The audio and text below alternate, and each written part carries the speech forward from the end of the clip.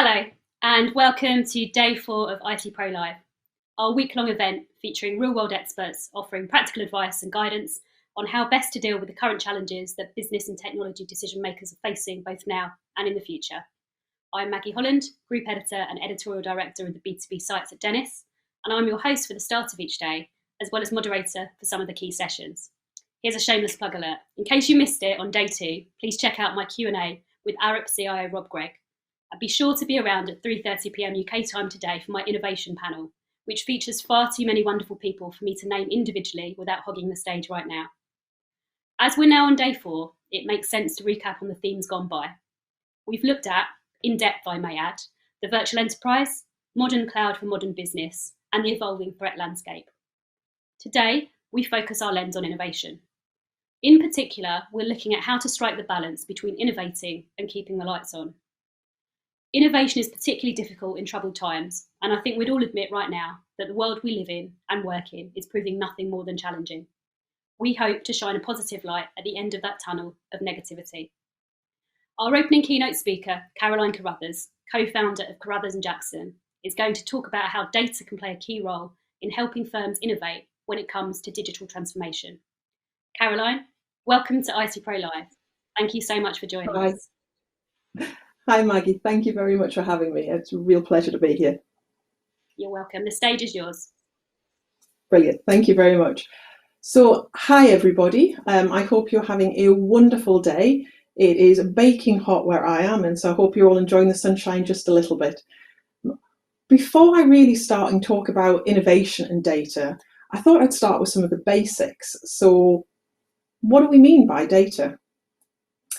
Well, I often talk in stories, and that's what I'd like to do a little bit today, is tell you a few stories that hopefully will bring some of this to life for you. I often talk about data being a bit like Lego.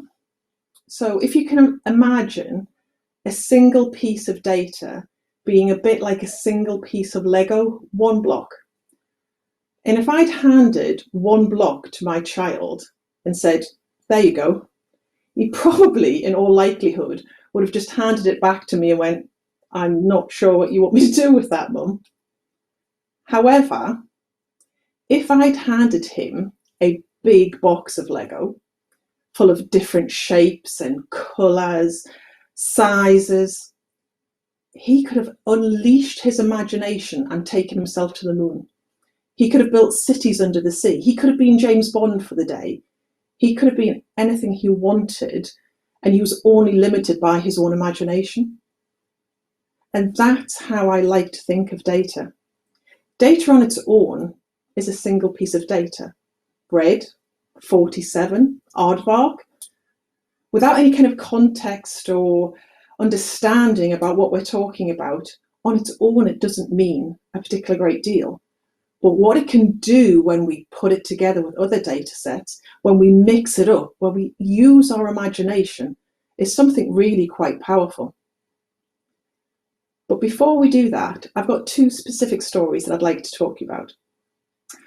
One, if you can imagine for a second that you're watching the old Scooby-Doo show, and you can imagine the lines come down, and I'm going to take you back in time to an earlier time period. And we're actually going back to talk to Tharg, who was a caveman.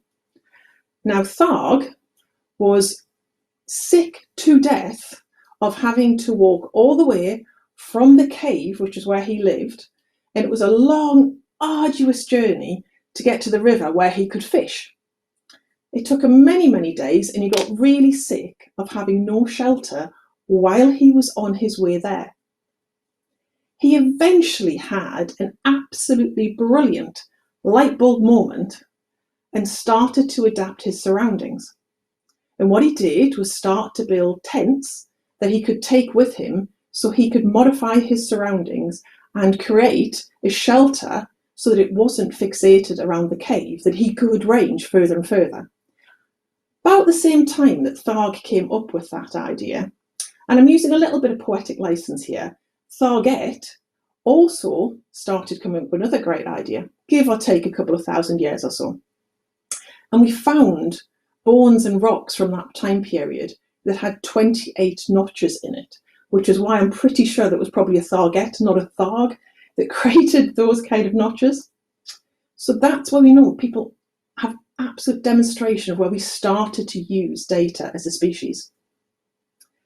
Now, if you can imagine the Scooby-Doo screens come back, and I'm bringing you all straight back to the future now. We've taken both those ideas and we're using data now to modify our surroundings in many, many different ways. So last year, on my son's birthday, who is now my son, not my son anymore, it's really traumatic as a parent, having your child suddenly shoot straight past you. I'm not sure if there's any other parents in the audience, but I'm still coping with this. But on his last birthday, we gave him a VR birthday party.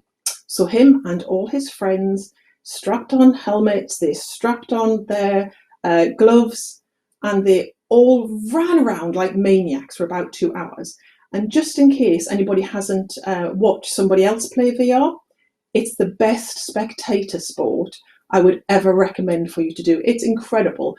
Watching a bunch of 15-year-olds hide behind barrels that they can see but doesn't actually exist while they're then shooting each other with their fingers is hilarious. So is watching they jump back in terror when some monster jumps out at them onto their helmet, and then them pretending that they're being very manly about it. Well, it just goes to show the differences that we can do. There's taxis in Japan which actually look at your facial features and then play you appropriate adverts. That's a pretty incredible way of thinking about what we can do now with our surroundings. But if we are going to do those kind of things, personally, I'd want to make sure that we got the data right. So it's incredibly important that we start to look after these things properly. It's a very valuable commodity. In fact, it's an incredibly valuable commodity that most of us leave lying around.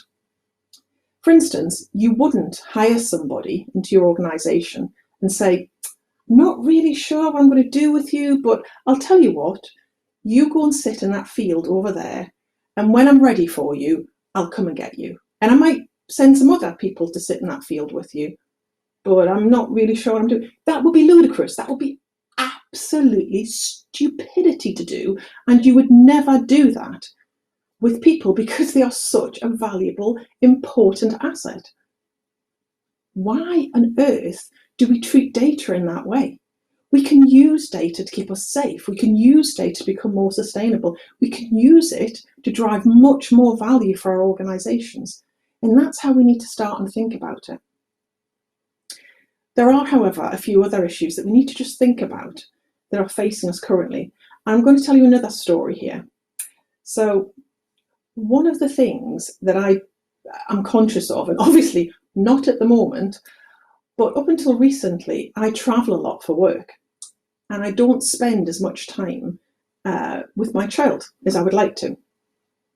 So we had a bit of a tradition, and I had a revelation because of this tradition about 3 years ago. So our tradition is that every Sunday when I'm at home, we stay in our pajamas and we eat loads of chocolate and sweets and all the things that I'm probably a little less tolerant about during the rest of the week. And we find the worst thing on TV that we can possibly find to watch. I have made that poor boy sit through Say Yes to the Dress, Chucky Wucky Doodah, countless car and mechanic shows where they do up cars. But the one on this particular Sunday that I want to talk to you about was a show about hoarding. So we were watching this show, and it really I felt horrible for the people on this show. They were so addicted to hoarding that they'd overfilled their homes, and they weren't homes anymore. They were just storage units that they happened to be living in. So they were squeezing themselves through little corridors in their homes because they couldn't actually have the space. They couldn't cook for themselves anymore because their ovens were full of 1920s rail magazines, and they didn't sleep in their bed because it's so full of old pottery that they used to sleep sitting up in chairs.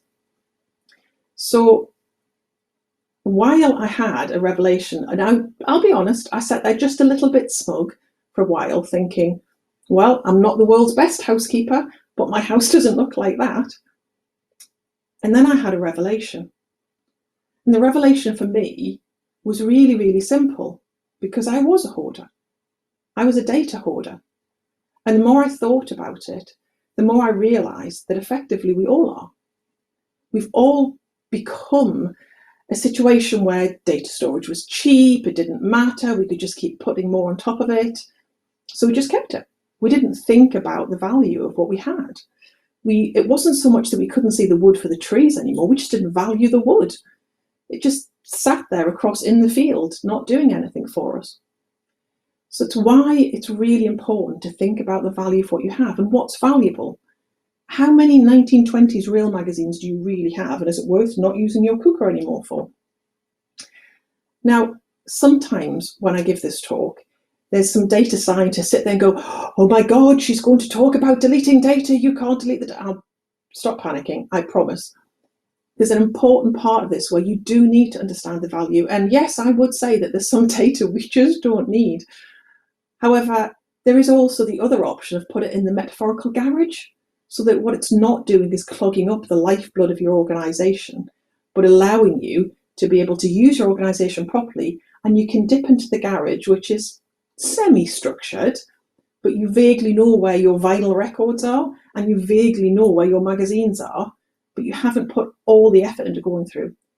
It basically gives you a head start when you try and find that kind of thing, rather than being so overwhelmed with a volume of data that basically you just can't find anything anymore. So we touched upon there things like data quality, hoarding. So what do we do about it? What do you want to do about it? This is where, for me, things like a data strategy come into place. I personally don't see any point in you putting a tremendous amount of effort into data until you know what you want to do. What is the outcome that you're trying to achieve? And how does that underpin what your business is trying to achieve?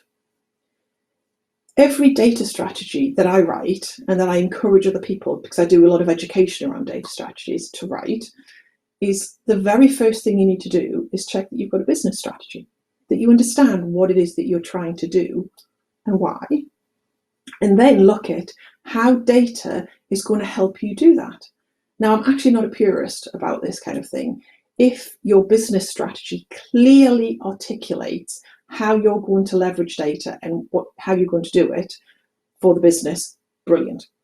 If it's part of your IT strategy and you've got a really strong data to digital strategy, fantastic, absolutely brilliant. We just need to make sure that what you have is something that really simply, clearly articulates that vision for your asset. How are you going to leverage it? What are you going to get out of it? What kind of ambitions have you got to do something with it? And what are your steps to get there? Now, when I talk about a data strategy, I don't tend to talk about one document, and I'm definitely not talking about something that you etch into stone tablets and put on the wall behind you and will never be touched again. This is something that's a living, breathing document that should evolve and you should check in with and make sure that it stays relevant and useful for you. However, I'm assuming that if your company's been around for longer than 6 months, you probably have a little bit of legacy to deal with. And I don't just mean legacy IT, although that could well be part of it, but legacy attitudes, ideas of, well, we've tried this before, why would we try it again? What's different now? And that's why when it comes to the strategy, I think it's important to break it into 2 parts. And it's not as simple as writing one, doing that, and doing the other. It really should be developed coherently and collectively. So the first one is about the immediate, and the second is the target data strategy. So the immediate focuses on, how do you get the best of what you've got now? How do you make sure that what you do makes a difference, that you're not basically waiting around? You're not going to throw the baby out with the bathwater. You're not going to ignore everything that you've already got and pretend that you're just going to throw everything out and start again. That's never going to happen. Nor should it. Your business is already operating. It might be able to operate a little better with data or a lot better with data, but it still is already operating. So why on earth would you just assume that you throw everything out? No, you really need to make sure that what you're doing is leveraging what you've already got and actually starting to head in the right direction. And that's where you think about it. Is it turning a tanker around? It takes time to turn a big ship around. And you need to give yourself the right time to do that. But while you're doing that, you also need to think about where it is you're going to head when you've turned the tanker around. So as well as thinking about the immediate, the target data strategy is your aspirational one. That's where you start to get into what I lovingly call the whizzy bang stuff, the really incredible power of data and what you can do with it. So how do you get from one to the other? Well, a lot of it is around collaboration. So you need to talk and engage with people to even get to your starting point. A data strategy isn't something that you sit in an ivory tower and create and come back out and go, I have the answer. No. Everybody in your organization uses data. Everybody, in some way, shape or form. We're all using it in our own lives. If you search on a search engine, if you're using social media, you're using data in some way, shape or form. So it's important that when we do this in organizations, we bring people on this journey with us and actually asking them about how you create a data strategy and what they want from data, what they want to make their lives easier is how you need to start this journey. And then taking them through the immediate so you can give them real world, practical examples of the differences it's going to make for them. What is in it for them? People as human beings, we're not particularly good at changing our behavior. We'd much, much rather somebody else did it and made our life easier for us than wait and make changes ourselves. There's a wonderful cartoon that has been around for years that I'm sure you've seen, where you've got somebody at the front of a big crowd going, who wants change to happen? And everybody's like, me, me, me. And then the next question is, so who wants to change? And all of a sudden, everybody looks to a different part of the wall because it's hard. And we have patterns and we do things for a reason because it's comfortable. It's called the comfort zone for a reason. So we need to make sure that whenever we come up with a data strategy, we have underpinning it an engagement strategy that helps people come on that journey with us. Now, one of the things that I said earlier on was actually I'm not bothered if the data strategy is part of the IT strategy, and I'm not. But I think it's important to understand that there is a difference between data and IT. And I'm hoping I'm not going to offend anybody here. But for me, it's really simple. I have been a CIO in my former life, and I know how hard this job is. It is not for the faint-hearted, and massive respect to any IT leaders who are in the audience. It's also a vast breadth that you need to think about when you're thinking about IT. And for me, data is a different discipline, and both data and IT should be a symbiotic relationship. It should be something that works together very well. So the analogy that I tend to like to use is it's about the bucket and about the water. So the CIO is responsible for the bucket. So basically the system that holds the data. They're responsible for making sure that the bucket is big enough, that there's no holes in the bucket, that it's in the right place. The CDO, the Chief Data Officer, or whoever your data leader is in the organization, should be responsible for where the water comes from. What happens to it? Is it the right quality? Now, obviously, both of those roles have to work together. If the CIO suddenly decided that they're going to build a different bucket that's not the same size and put it somewhere else, well, then the water's not going to the right place. And in exactly the same way, the Chief Data Officer or the head of data can't suddenly go, do you know what? We're going to double the size of the data that we have in our organization and it's all going to be great, without talking to the CIO, because that bucket isn't set up for that volume of water. So I think it's important to think about it in that way. The CIO's got a lot of plates to juggle. There's a lot of spinning plates to juggle. And in my head, I see the CDOs to be able to take the data-related ones of those plates off so that actually everything works more smoothly together. So that's great, but data can feel like a massive big subject. And I've seen lots of organisations where they pick the big data rock up, look at it and go, no, we're just going to put that back down for a second because it feels like such a big problem to solve. And what I like to do is try and break the problem down. So once you know where it is you're trying to do, it's important to look at all the different parts of your organisation that's impacted by data. Now, I wrote a model. It's part of Data-Driven Business Transformation, which is a book myself and Peter Jackson, my co-author, wrote.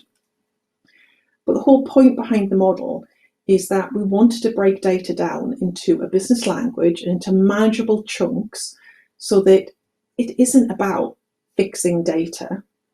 It's about, well, actually, I can create a strategy and then know where I'm going.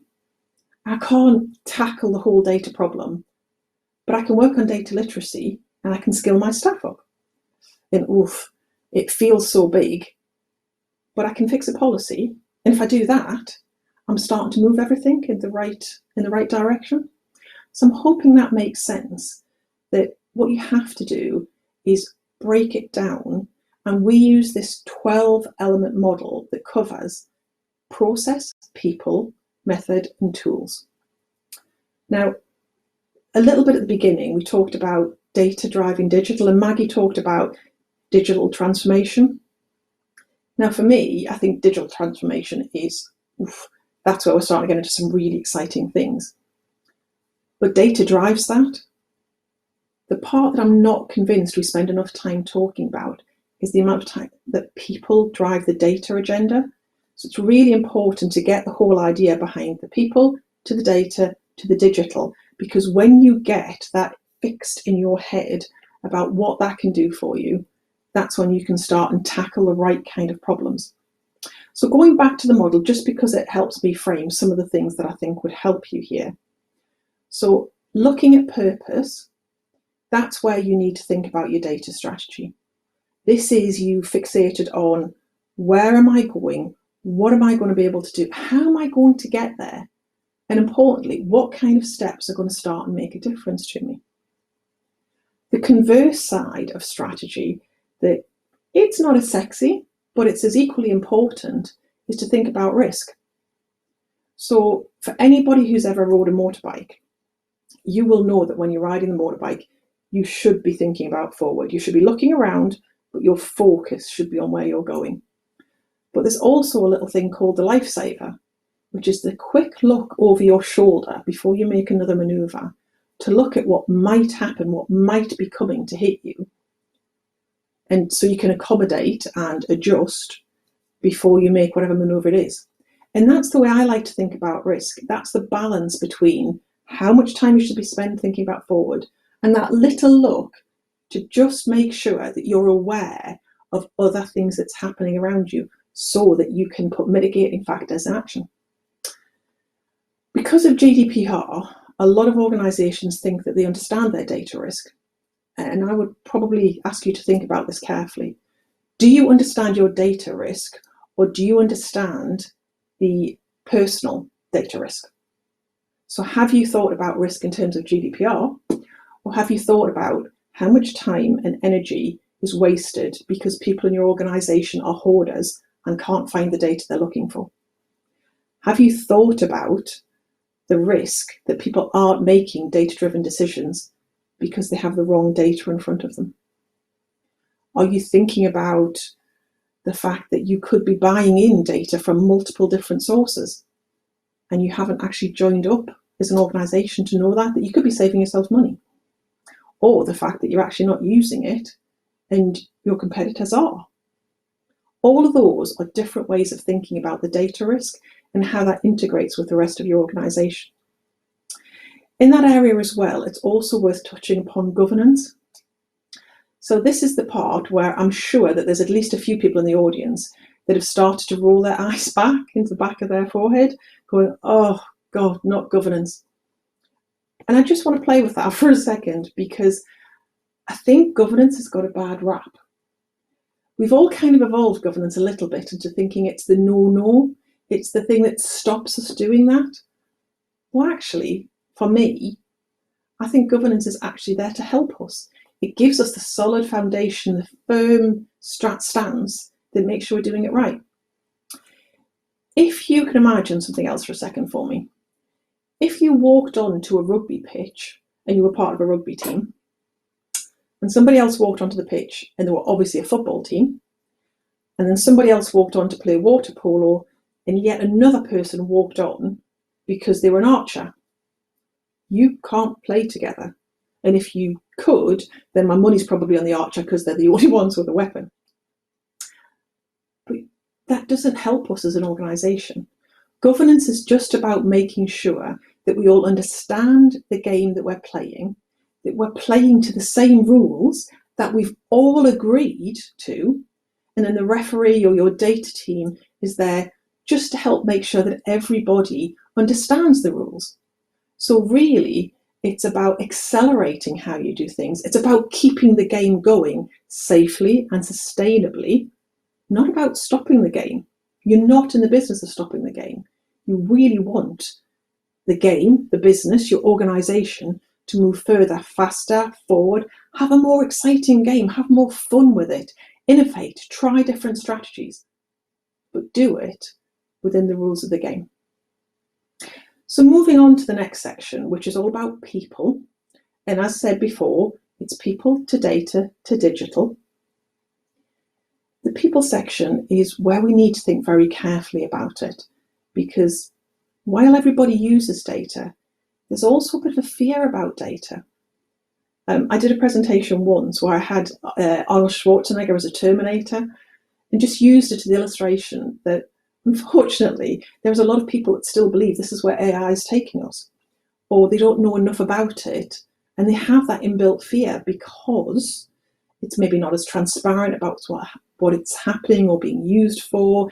They hear lots of horror stories. They talk about implicit bias in data, which there is, and I'm not denying, but it has created this level of fear. So don't assume that you don't need to tackle that in your organizations. Sometimes going back to basics and just helping people understand what it is you're trying to do and why. The simple things can be really important. Why is it important that they actually fill the forms in correctly and not just hit the top of the drop-down box? Because normally if you could help them understand that, it can make your life a lot easier downstream. And don't assume that just because somebody is really senior in an organisation that they get it. I've worked in a lot of organisations and with a lot of senior boards, and I've found that just because they are a complete whiz at finance or they're brilliant at marketing doesn't mean they get data. It doesn't mean they still don't have that maybe level of fear or an inadequacy, or they're absolutely convinced that everybody knows much more about this stuff than they do. So taking time to help educate people in a really simple, easy to understand way, just to make sure that you've got everybody on the same playing field, is really helpful. And that's where you need to start and think about the culture. So I talk about hearts and minds a lot when it comes to data.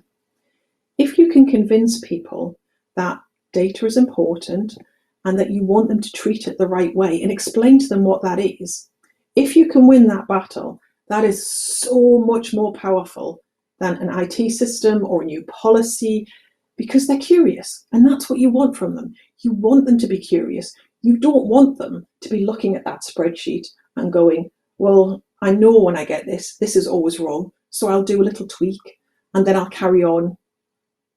That isn't what you want. Why is that wrong? What can I do about it? Who do I ask to be able to get this fixed? What can I do? What questions can I ask to make what I do quicker, faster, better, and be part of a greater whole? That's what you want. And you also want them to have the data literacy skills to be able to do something about it. Now, when I talk about data literacy, I'm not talking about suddenly making everybody R and Python developers. I'm not talking about them sitting there becoming data scientists. For me, data literacy is really simple. It's about the ability to read, write, argue with, understand, and make decisions on the back of data. Well, most of us, I think in our everyday life now, most organisations, the majority of people there will need those skills. So not only do we want them to be curious and use data, but we also want to set them up to succeed so that we help them have a basic level of skills so that they can actually look at reports, dashboards, and understand what they mean, understand enough to ask the right questions, understand enough to use their imagination and go, because they will always understand their jobs better than we will, and ask us and push us in the right direction. Ask us what we can get from this. Have you thought about?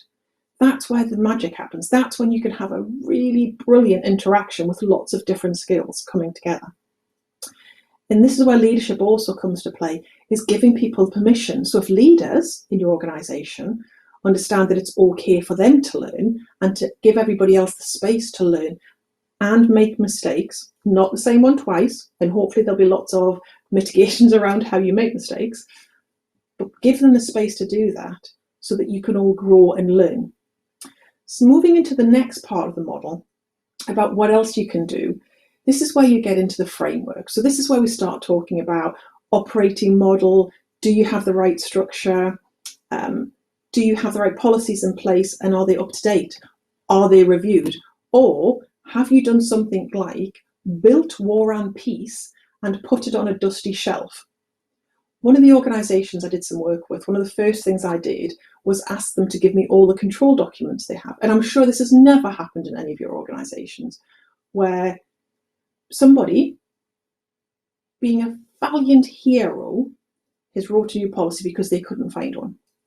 Unbeknownst to them, there was 47 of the same type of policies. They just didn't know where they were, that had been created since the dawn of time and put together. So this one organisation I worked with, I asked them to give me all their control documents. And what I mean by control documents is any policy, standard, procedure. If it mentioned data or information in the title, I wanted to see it. And they did give me something that vaguely resembled War and Peace. It was huge. I diligently read through all of these policies to do with data, and bearing in mind that data is my business, this is something that I'm supposed to be quite good at. By the time I'd finished reading it, I did not have a clue what they wanted me to do with their data. If I had sat in there and tried to do somebody's job, wouldn't have known where to start, because it was confusing, it was contradictory, it was overwhelming, and that's not really setting people up to succeed. So how do you keep it simple and consistent and up to date? How do you make decisions around data, making sure that you're helping everybody else do the same kind of things? Keep it simple. I'm a bear of little brain. I like as simple things as possible. Moving around, now we start to think about tools. Now, I'm sure that you've noticed that so far I haven't really talked about IT. That's partly because of the water in the bucket, but I think IT has got a bad rap, and it's not their fault. I think the business needs to step up and face its responsibilities when it comes to data. Now, I'm sure that there will be some people going, no, it's too complicated, but it's really important to understand that IT is an incredibly powerful tool. And I am a complete nerd. I'm a data nerd, I'm an IT nerd. I sat as a teenager learning how to program on my Commodore 64. Yes, my Commodore. I do still love that machine. So I love technology. I love what it can do, and I love the potential that it offers us. But when it comes to data, it is vitally important that the business understand the role that they have to play, which is why I always talk about technology towards the end of the model. It's important that the business understand that actually they need to know what they want to do with the data. They need to set the right skills in place. They need to have the right teams in place. They need to make sure that they understand the rules of the game, and actually have they agreed the game that they're even going to play. So once they understand that, then is the right time for technology to come in and do its stuff and be put in place and actually start and make those key differences. We also need to understand the architecture, so the data and information architecture around it. So where does the data come from? Where is it going? What's happening to it in between? At what point is it becoming really valuable, and how do you speed that point up? And the last thing that I just wanted to mention is about metrics. So metrics isn't something that we always think about automatically when it comes to data. But are you using the right metrics? A, to look at your data, but are you using the right metrics to fuel your business and make those right kind of decisions? And have you set the right data in place to do that? Do you know where it's coming from? I was once in a situation where my managing director went to a committee and maybe didn't tell the full truth. Now, they didn't tell the full truth, not because they didn't wholeheartedly believe every single word that came out of their mouth. What had happened was that the report they had in front of them told them something that wasn't true. And when we traced it back, it wasn't because anybody had done anything malicious, and it wasn't because anybody did not have the best intentions. It was traced back to this wonderful little person in finance called Fred, not really called Fred, I have changed their name, who every single month, unbeknown to everybody else, had gotten data out of the system, had known it was wrong, and he was right, the data was wrong, but he'd never been able to fix it. So he tweaked it to make sure that it was accurate, and that data, through a long series of events, ended up on a dashboard in front of the director, who ended up lying. You need to make sure that when it comes to those really big ticket metrics, that you understand where they're coming from, because you really, really need your quality right about that. So just thinking about it, if you try to fix all of that in one go, you would overwhelm your organizations. It would be as bad as suddenly trying to fix all your data quality. And I often use the phrase, perfection is a disease, and it really is when it comes to data. It really, really is. You are not going to get 100% data quality on everything. I know that might be really hard to hear, but it would be a bit like the never-ending task. You might as well try and boil the oceans for all the good that it's going to do you. But what you do need to do is figure out, what are the crown jewels of your data? What is the really important areas that you do need to be 100% accurate with, that you do need to understand where it's coming from, where it's going to, and what you're using it for? Or is the rest of your data the equivalent of how many tea bags the canteen ordered yesterday? I know where I'd rather spend my time and energy. It's getting into the whole 80-20 rule. So a lot of the things that I talk about here, for me, I kind of summarize it a little bit into what I would like you to do is think about this in terms of a pirate's map. So some of the things that I've talked about in the model that we've created, and there are other models out there, but you need to use a model to figure out where you are now. If you're in a vast big shopping centre, it's the equivalent of one of those little X's of where you are now. The start of the pirate's map gives you a starting place for what you're going to do. It doesn't matter if you have the world's best vision. It's going to take you an awful long time to get there if you have no idea where you're starting. So do some kind of assessment, some kind of maturity assessment, mark yourself on these models to understand where your starting point is. Put the effort and the work into figuring out what your strategy is, because that is your treasure. That's where you're heading for. That's the pot of gold at the end of your rainbow that you want to make sure that you're heading towards. And then empower people to make the journey, giving them a roadmap from one to the other. And it's no more complicated than that. It's about taking the first step. Thank you all very, very much. And it's back to you, Maggie. That was amazing. Thank you, Caroline. Hopefully we're all thinking about data and the power of data in a different way now. Really, really appreciate you joining us, Caroline. Thank you so much. No problem.